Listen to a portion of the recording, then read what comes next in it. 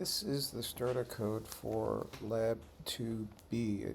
They used to be called practices, now they're called labs. So Lab 2B is importing a module to colorize the code. By that I mean, if I run this, okay, prompts for my name and my favorite subject, and note that the name appears in red. Let's see how it does that. So it's importing this module, Simple Colors. Well, from this module, it's importing all the public items that are in that module.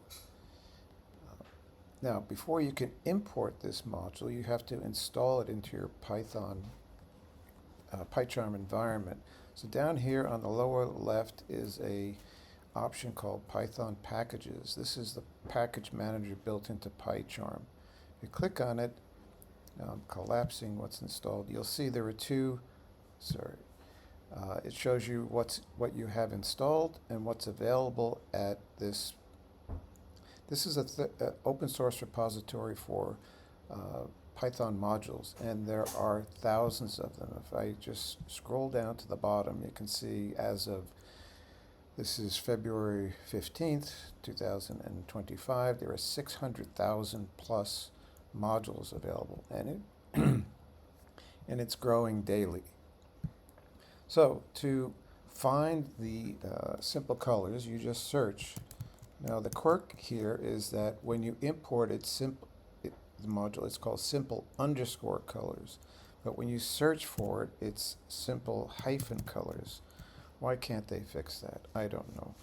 Anyway, so you can see I already have it installed. If you didn't have it installed, instead of showing the current version that's installed, there would be a link here called install. Just click on the link, it will install it, and then over here on the right it will give you some documentation on how to use it. So that's the installation of it. You can close this once you've done that, and then you can do this import. Now after you do the import, this, as you can see in the documentation, when you do the install, there are some modules with, there are some functions that you can use to change colors. So I am calling this print statement. I'm passing 3 strings to it. This is a string, this is a string, and this expression will evaluate to a string. So name in this case is a string that comes in from the user, and then we pass the name string to the red function, which changes the color of that string to red, and then inserts it into here, replaces this. Excuse me.